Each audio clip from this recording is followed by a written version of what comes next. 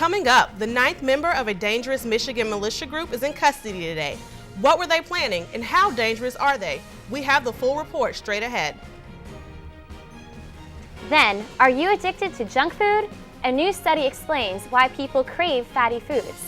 District Wire News starts now.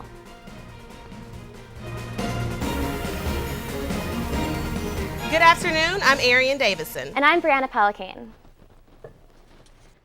A 9th person is in custody today for plotting to kill a police officer and then attack his funeral. All 9 people arrested are members of the Hutari militia in Michigan. At least one family member says the group is innocent. I don't think they're dangerous. They're not doing anything wrong. They're doing what they want to do. But federal authorities say the group planned the attack for April. In fact, they say the Hutari wanted to attack the funeral so it could kill the most police officers possible. Hutari describes itself as a Christian group preparing for the Antichrist on its website. David Stone Sr. leads the group. He's got a temper, he can get radical, and he wants things done his way. Joshua Matthew Stone was the only person named by the indictment left to be arrested. Federal officials arrested him at home last night. Family members spoke out about charges against the group. David Sr. did this. Yeah, he has a right to be punished for what he did, but he drags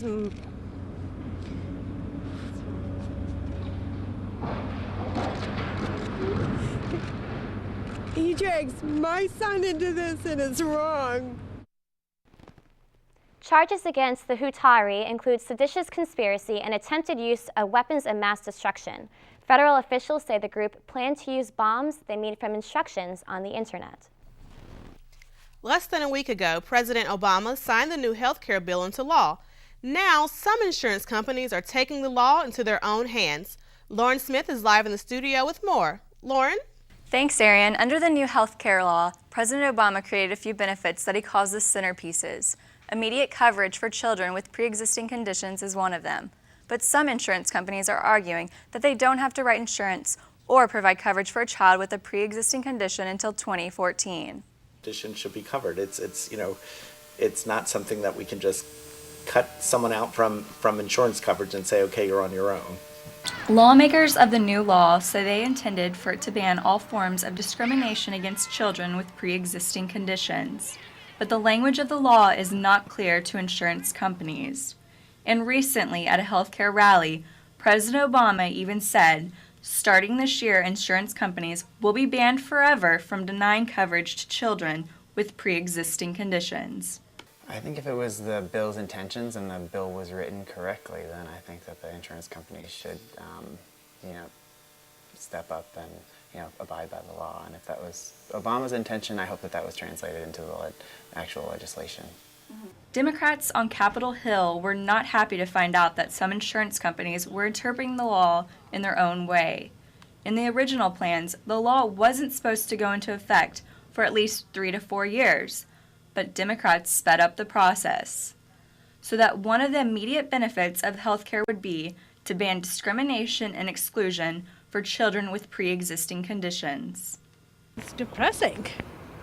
It is. As a mother, you want the best for your kids. That's why you pay insurance company. But the insurance company cover kids from the day they were born, though. So even if they have pre-existing condition, they still should cover them. Many people are worried that insurance companies may refuse to cover certain treatments or even deny coverage altogether. But a White House spokesman says the administration plans to issue children are not denied coverage. Many are hopeful that Obama addresses the concerns soon. Back to you in the studio. Thanks, Lauren. A chemical used in hundreds of household items, including canned food and water bottles, is now under investigation. The Environmental Protection Agency will look at the impact the chemical BPA has on child and infant growth and development. More than 1 million pounds of BPA are released into the environment each year. The EPA will look for ways to reduce exposure and search for substitutes. A new study suggests fatty foods can be just as addictive as hard drugs. It turns out fat may trigger the pleasure center of the brain in the same way drugs do. Sean Connolly has the story. The study, published in Nature Neuroscience, says fatty foods may cause a reaction similar to addiction. The study took 3 groups of rats and provided one group with a buffet of junk food, like bacon and cheesecake. The junk food affected the pleasure center of the rat's brains, and the fatty food rewired the dopamine receptors in the same way drug addiction does. As time went on, the rats needed more and more fat to get their fix. Peter Roerich is a grad student at AU studying fat cells. It's a great source of energy, a very dense source of energy. He says one controversial idea, the thrifty gene theory, may explain why the brain would reward eating fatty foods. It would be advantageous to be able to store the extra calories as fat, so that as time elapses between meals, you can then use that for fuel. So it would make sense to receive a reward for eating the foods that are going to provide the most energy. Since the study used rats, human neurology may work differently, but the study could change obesity treatment in the future. From Washington, Sean Connolly, District Wire News. President Obama will meet with President of France Nicolas Sarkozy today at the White House.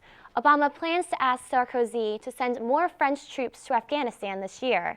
Sarkozy says France is a firm U.S. ally in the fight against terror, but he has denied the request to send more troops in the past. Currently, there are about 3,800 French troops in Afghanistan. A memorial service today in Russia to remember the 39 people killed when 2 female suicide bombers attacked subway stations yesterday. The Moscow subway stations reopened today for rush hour, but it was less crowded because some commuters are still too nervous to ride. Investigators do not know who organized the attack, but suspect Muslim extremists. Runaway Toyotas have become a scientific mystery, so officials asked NASA scientists for help. Auto safety regulators are asking them to answer questions about software, hardware, and other electronic issues. A separate study by the National Academy of Sciences will examine the full range of sudden acceleration issues, including human error. And coming up after the break, learning at the library. A new study finds that 1/3 of Americans use public libraries, but they're not there to read. We'll tell you more coming up. And flying high, a spring tradition comes to the National Mall. These stories and more after the break.